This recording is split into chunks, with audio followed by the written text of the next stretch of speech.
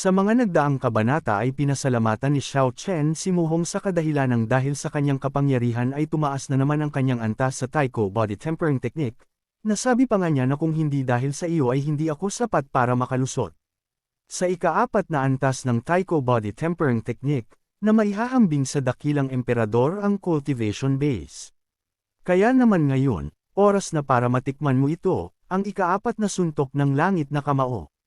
Dahil sa napagtanto na ni Muhong na hindi na maganda ang sitwasyon, ay ginamit niya na ang kanyang buong lakas upang patayin na si Xiao Chen. Nasabi pa nga niya na inaamin ng matandang ito na bilang isang physical practitioner, hindi madali para sa iyo na makarating sa antas na ito, ngunit huwag kalimutan, ang isang layer ng antas ng emperador, ay naiiba sa lupa at langit.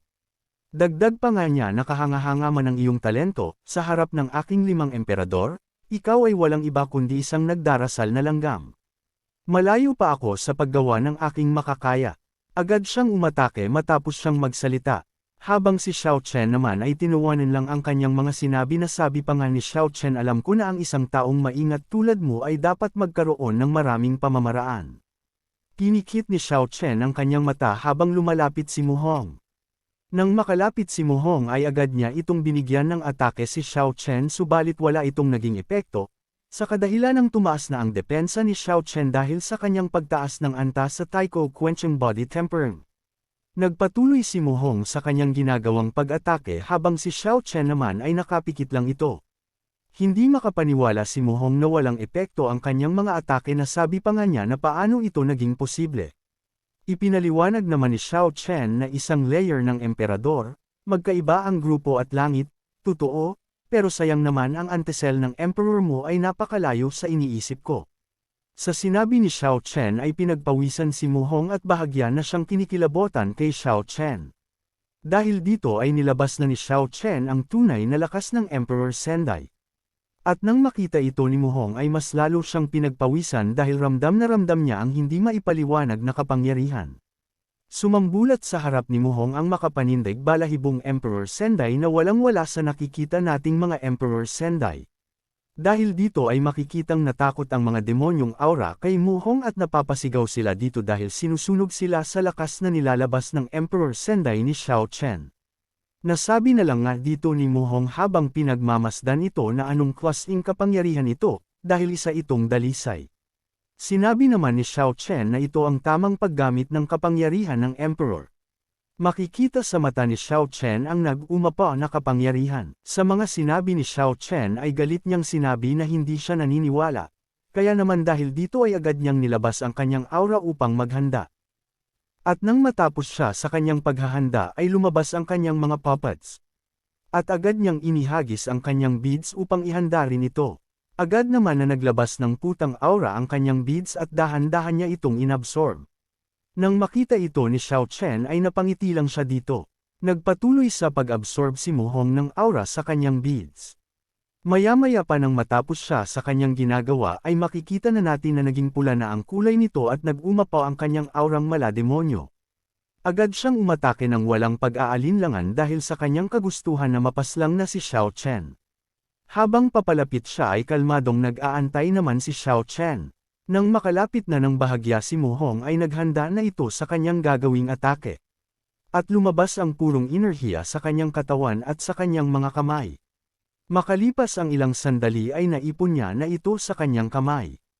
At nang matapos niya itong mapag-isa ay gumawa ito ng malalaking palad. Na pinagtataka naman ni Muhong. Ilang sandali pa ay tuluyan na nga nabuo ang dalawang malalaking palad. Na unti-unting nagsasalubong, at malaking tanong sa kanya na kung ano ang kanyang nakikita at sa dala-dala nitong nakakakilabot na kapangyarihan. Sa kanyang takot ay agad niya itong pinigilan na sabi pa nga niya na imposible ito. Dagdag pa niya na ako ay ika-5 antas ng Emperor, nag-absorb din ako ng 8 puppet ng dakilang Emperor, at kahit na maingat na inayos ang pagbuo ng impyerno ng buto ng tao, at hinding-hindi ako matatalo sa iyo. Subalit sa kanyang ginagawa ay nagpatuloy lamang ang dalawang palad at bumalik sa kanya ang sinasabi niyang langgam lang si Xiao Chen. Napapamura na lang si Muhong dahil sa hirap na siya napigilan ang dalawang palad. Maya-maya pa ay tuluyan na nga itong nagsara at wala nang nagawa si Muhong. Napatingin na lang si Xiao Chen sa kanyang palad dahil naging abo na si Muhong. Hindi pa din makapaniwala si Xiao Chen sa kanyang nakikita habang si Black naman ay wala na lang masabi.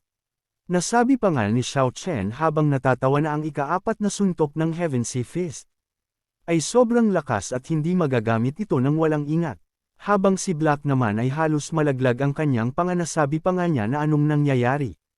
Dagdag pa niya na makapangyarihan ba ang Emperor? Hindi ito tumutugma sa naaalala ko, ang kapangyarihang ito ay higit na katulad ng pinakamataas na pamimilit. Napansin naman ni Xiao Chen si Black na tulala ito. Kaya naman sinabihan niya ito na ano ba ang iniisip mo umalis na tayo. Subalit sa reaksyon ni Black ay gusto niya itong malaman. Ngunit dahil may gagawin pa sila ay hinayaan niya na muna ito. Ilang sandali pa ay nakarating na nga sina Xiao Chen at Black sa Chanyu City sa pamilyang mo.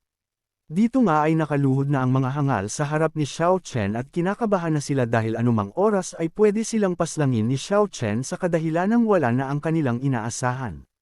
Sinabi naman ni Xiao Chen sa kanila na sinabi ko na hindi na kailangan para sa iyo na umiral ang pamilyang mo sa lungsod na ito.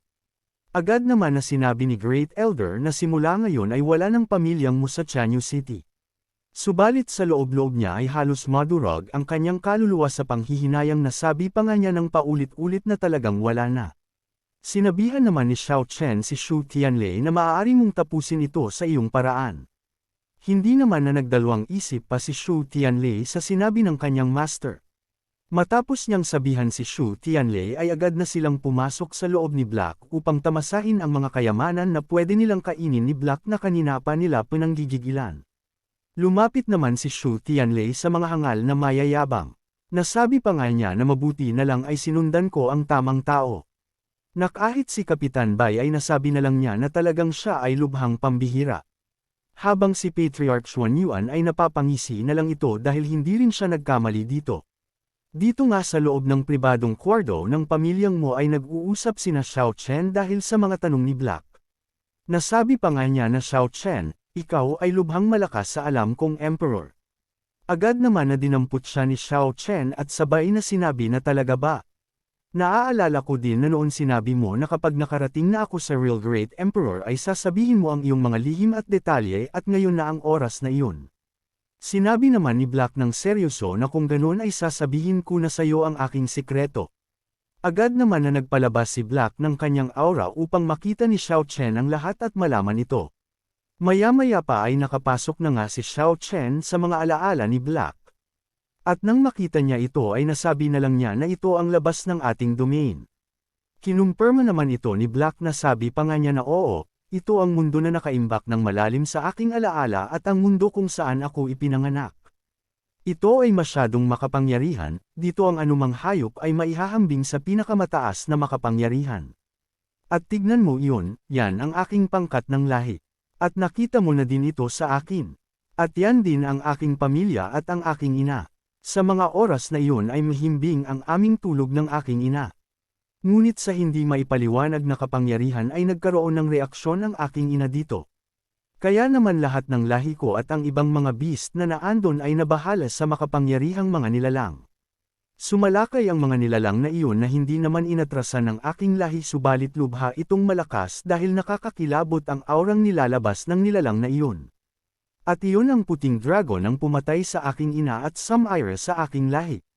Dagdag pa niya na patungkol sa aking karanasan sa buhay, ito lamang dahil ang aking ina ay pro-survival technique sa ngayon ay naaalala ko lamang ang mga kaisipang ito mula sa aking memorya.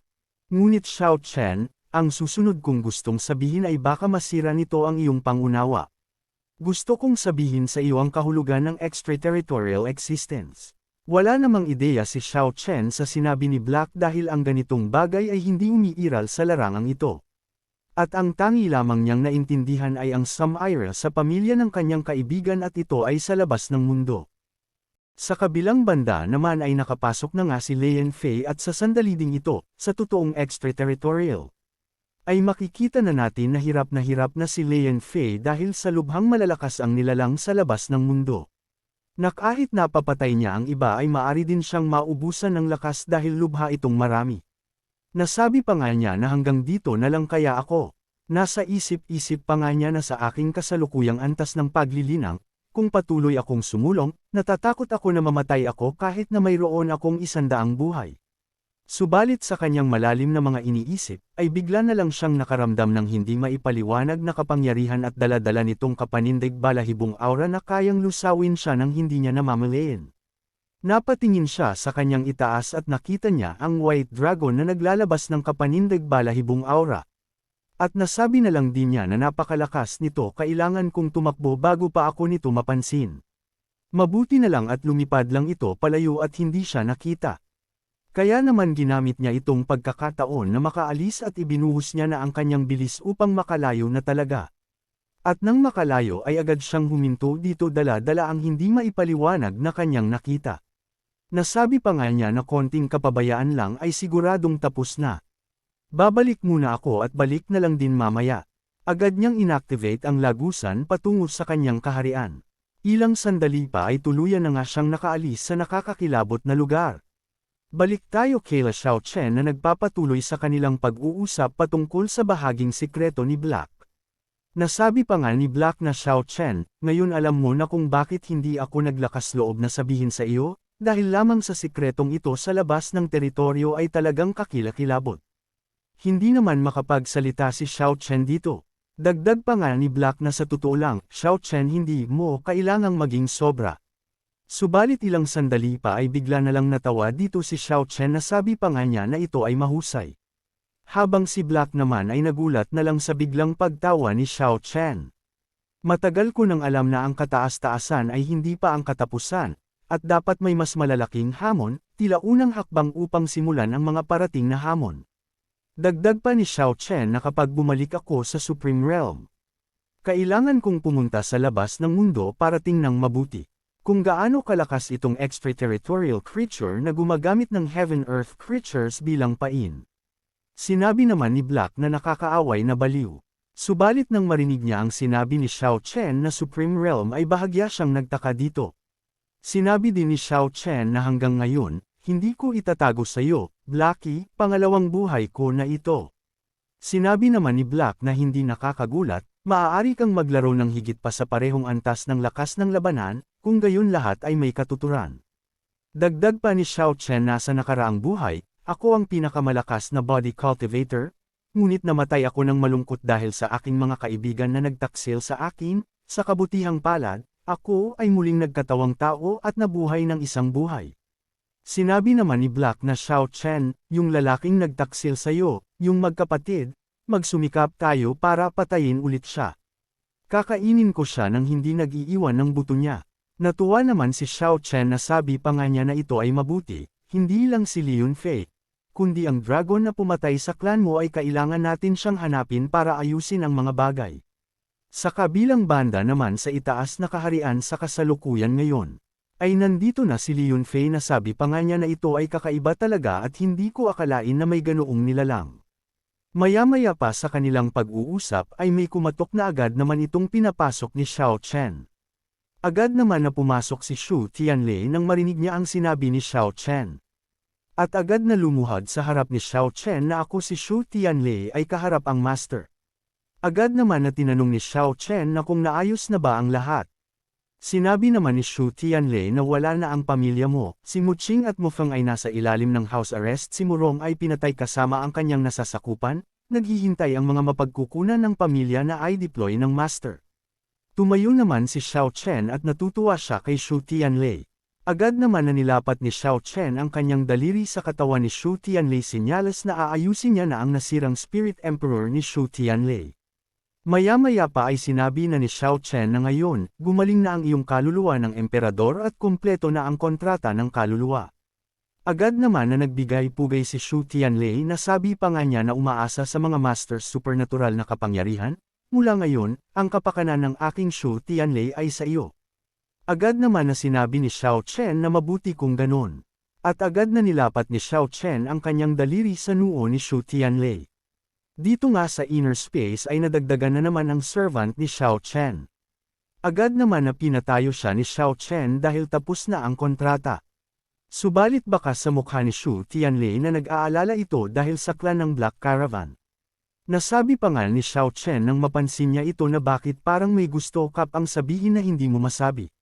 Sinabi naman ni Shu Tianlei na Master, na ang aking pagkakanulo sa Black Caravan ay maaaring magdulot sa iyo ng ilang problema. Sinabihan naman siya ni Xiao Chen na laging may solusyon sa isang problema.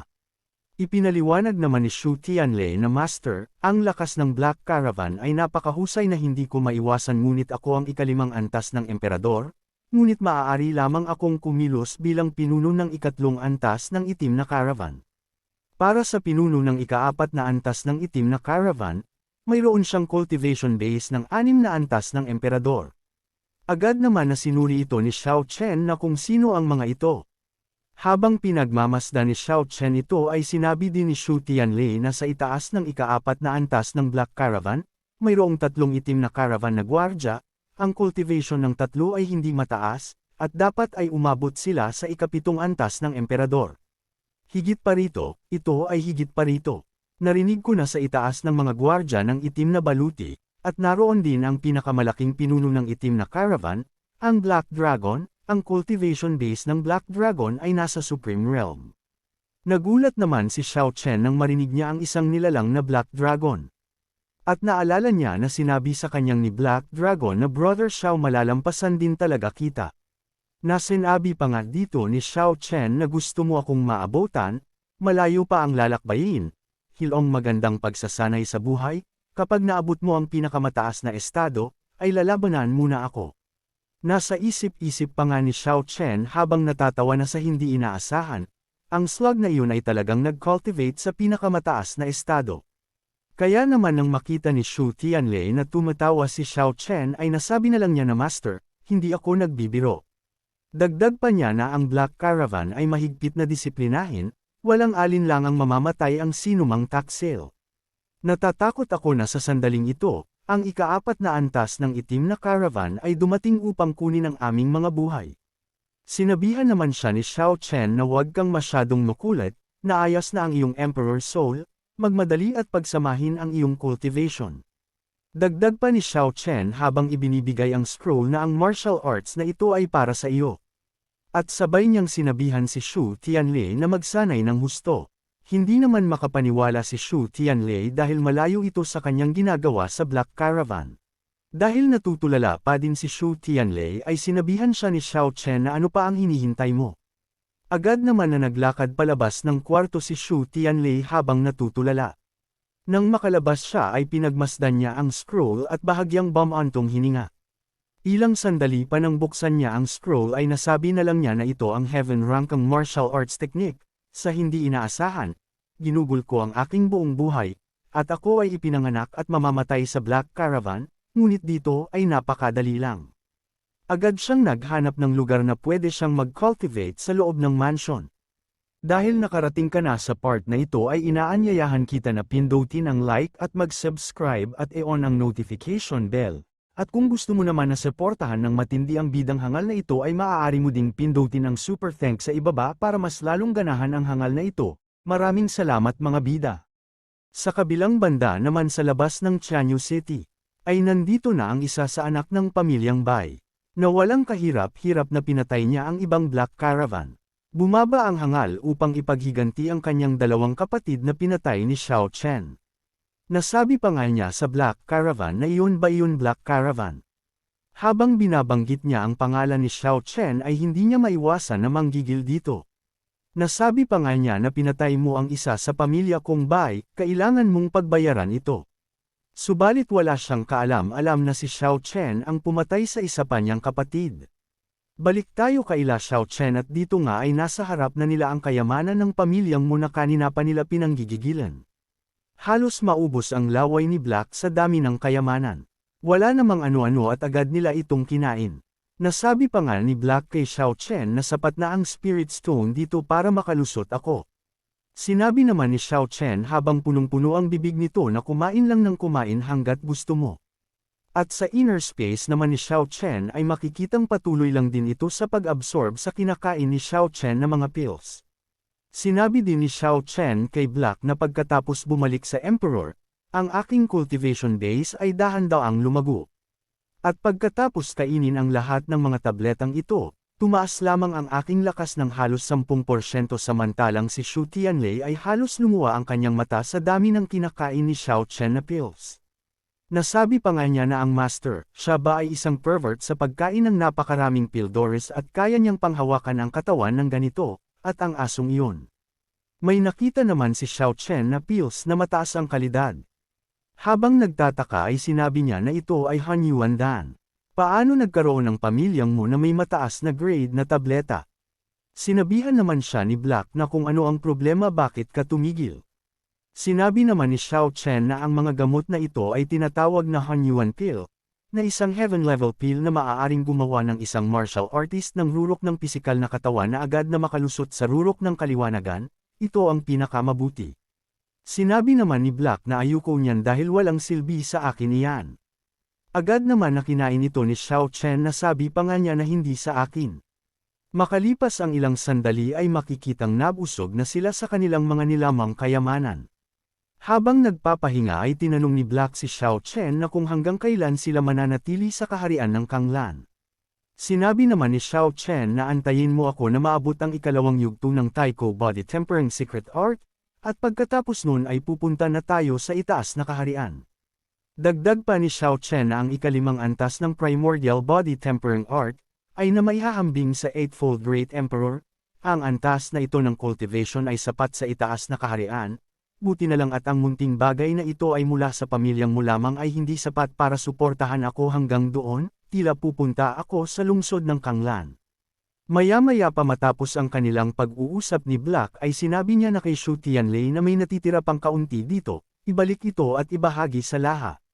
Naagad naman na sinang-ayunan ito ni Xu Tianlei. Nang makita ni Xu Tianlei ang mga lalagyan ng pills, ay nasabi na lang niya na kinain talaga nila. Hindi ako makakain ng marami sa buong buhay ko ng ganon. Habang naglalakad sina Xiao Chen palabas ng bahay ng pamilyang mo, ay sinabi ni Black kay Xiao Chen na naaamoy ko ang amoy ng pamilyang Bai. Sinabi naman ni Xiao Chen na napakahusay mo talaga at ang iyong ilong ay talagang napakahusay. Natawa naman si Black sa sinabi ni Xiao Chen. Sinabi naman ni Xiao Chen na dumating siya sa tamang oras, sana mayroon siyang mas maraming magagandang bagay.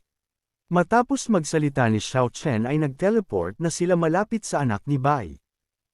At dito na din matatapos ang ating episode mga bidang hangal, subalit hindi matatapos ang araw na ito nang hindi tayo nag-shoutout, kaya naman shoutout kay Celoso Gaming, shoutout sa Lopez family from Orani, Bataan, Ashanhel Mendoza, Freddy Amparado, Kuya Mark TV, at hanggang dito na lang muna mga bida. At sa mga hindi pa na shoutout ay huwag kayong mag-alala dahil nakalista naman ang iyong mga pangalan at nakikita ko ang mga comments nyo.